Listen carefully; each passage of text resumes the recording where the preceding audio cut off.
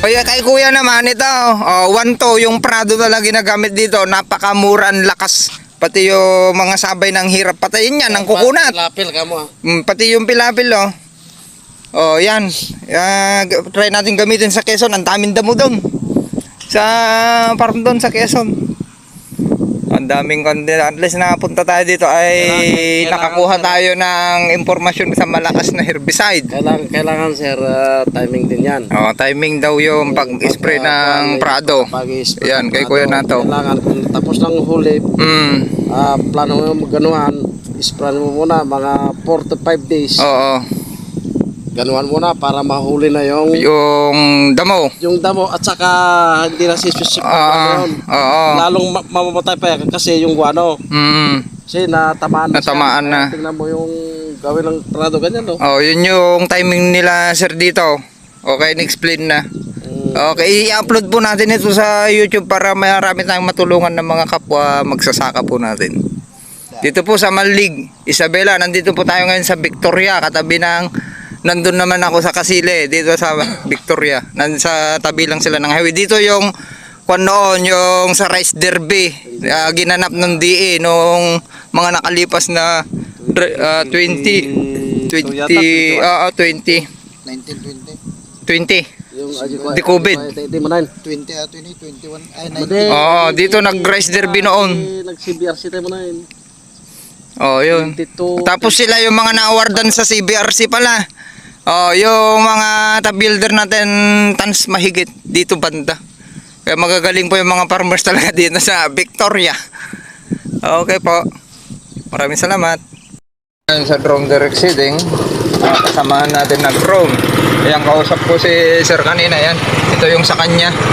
At maganda na. Yung Prado yung tinira niyang herbicide.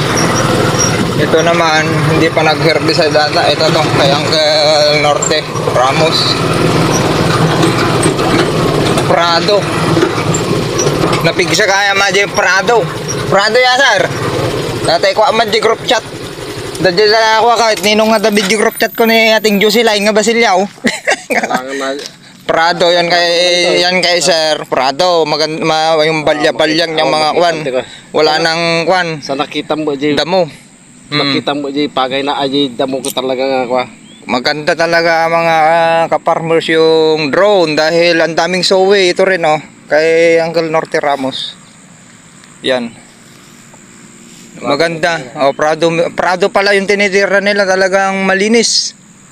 Yung kwan parang Noblek din, mas mura kaysa Noblek. Mahal kasi yung Noblek. 1-2 kulang aja 1-250 yata. Nay, kada jing banat ko nga chef ko 199 nakangimmi na mutain. Ito na Prado pala ito. Ito mga Prado pala. Subukan din natin sa Quezon yung Prado. Mas mura. Ang ganda ng drone direct seeding. Sa starting lang parang madalang, pero pag nagsowe ang kapal. Makapal na. Tsaka nakabuka. Yung sowe niya ito. Sir Elmer, napashare ko natin ko kakadungan ng drone. Okay. Maraming salamat. Kay Kuya Nato. Dito. Banda yun lang yung nakikita nyong naguhulip nga kami dahil nga yung sunod-sunod na ulan. Yung timing ang kuan siguro may adjustment sa susunod ng pagpadron tayo. Yung may adjustment sa kuan hindi tag-ulan. Pwedeng palipasin yung Pasko siguro. Mas maganda yun. Yun ang schedule na maganda para talagang wala tayong huhulipan. Maganda. Yan, ganda nito. Okay. Yun lang ang nagka-problema po sa atin yung scheduling dahil ulan ng ulan nung nagpa-drone direct seeding po dito sa Malig, Isabela. Ito po ay yung programa ni Mayor JP Calderon LGU at di Malig, si Mau Edwin. Maraming salamat po sa kanila dahil nakasama po tayo sa programa na libre po lahat mula seeds hanggang abono, insecticide, multicide, herbicide at napakalaking bagay po ito sa ating mga farmers. Sabi ko sa inyo, walang mag-abroad na farmers kung libre parang sa ibang bansa na Thailand, mga katabi natin karatig bansa. Okay, maraming salamat po. Ayun, may nag-i-spray. Si Kuya Nato, tignan nyo kung paano siya ka-advance para makatipid sa tubig. Meron siyang pangsukat na PVC naka-install dyan para sa EWD, alternate waiting and drying, para hindi maaksaya sa tubig. At maganda pa makakapagsuwi ng maayos yung para hindi yung diretsong babad. Napaka-importante po ito yung sa mga deep well kasi mahal na ng krudo. O yan pa, may sukatan si Kuya Nato. Ganda. O ganyan po ka-advance yung mga farmers po dito sa Malig, Isabela. Marami na po mga seminars at aral. Tignan nyo, ang ganda ng drone. Sa umpisa lang yan, parang madalang, pero pag tignan nyo, ang kapal na, parang transplant din kasi yung rate nyan. Halos parehas din, kaya pag umani ito, hindi sila magkakalayo sa transplanting. Ang magandang purpose yan, nakatipid tayo sa Maintenance. sa lipat tanim. Ang mahal na, nababalitaan natin sa ibang province ay 10 to 12,000 na. Matipid na po natin yun. Tapos yung sa punlaan pa lang, gagastos na po kayo doon. Okay, maraming salamat. Sa seeds, parehas din sa seeds. Halos parehas din na kinalibrate nila yung sa akin din 20 kilos per hectare. 20 kilos? Tinanong ko, 20 kilos, tignan nyo.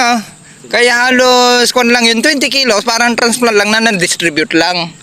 Sa ganun lang, parehas din yung kanya, na-distribute lang. Unlike sa lipat tanim kasi, naiikon naman yun, naitundos. Okay, maraming salamat po. Okay, maraming salamat kay Sir Elmer Mabuti. Nandito na, namasyal ako dito. Kila Sir Nato, Kuya Nato. Dito sa area nila Uncle Norte Ramos. Maraming salamat. Iisa pala yung ginagamit nila dito. Malakas yung Prado na patunayan ni Kuya Nato at yung mga kon nila. Kahit malaki na yung damo, talagang naubos. Naging dayami na. Ayan, shout out kay Sir Oko Martin sa Facebook. Ernesto Martin ng Alicia, yung naka 14 metric tons. Kilala ka pala dito sa Malig, Isabela. Kay Kuya Nato, kilala ka niya. Top yielder din siya. Mga top yielder dito sa Malig na mahigit 10 tons ang inaanay sa ganito. Jackpot 102 sa drone at lipat tanim. Ata sir ka babalin pa Nagpig sa gayam. babalin pang tambak. Ate ti problema di Quezon. Gagamitin natin yung Prado. Bibili tayo. Tira na Malakas pala yung Prado. Ito yung problema namin sa Quezon. sa Pilapil, ayan. Pwede sa Pilapil. Ayan, itra-try natin. Papabili tayo ng Prado. Doon, gagamitin natin sa Quezon. Prado amin na kita. Ayan. Malakas pala yung Prado. Mas mura kaysa Mura. Noble. Magkano yun, Kuya? Mga nasa 1,250 o ganun. Biruin nyo, tapos kamamahal yung binibili nating mga herbicide, di naman gumagana, may matitira. Tignan mo itong gawin ng Prado. Prado, at least safety kaysa yung ginaglyphosate. Yung mas safety yung Taran yung palay. yung palay, mas maganda na yung Prado. Yan kay Uncle Norte rin yun. May pigiri dyan dati. Okay. 4.5 hectares. 5. Mga 4.5 hectare SB Akuba. Yun. Ayos, nandyan yung kanya seed grower. Si Sir Akuba. Kakuan natin noon sa Willis Integrated Farm. Nung first batch sa seed to seeds sa seminar kay Willis Integrated kay Ma'am Emilo. Ayan, sa training, yan. Kakasama natin sila sir sa first batch. Okay, maraming salamat. Sharing is caring.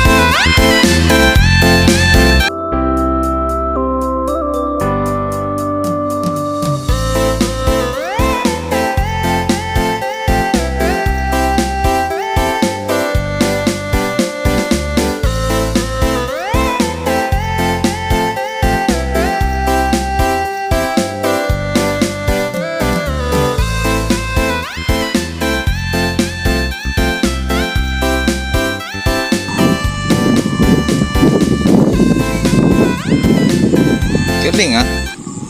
Luwang. Nagahan po natin para makapag-ayos pa tayo ng pilapil bago tayo pupunta dun sa Quezon. Para matapos natin yung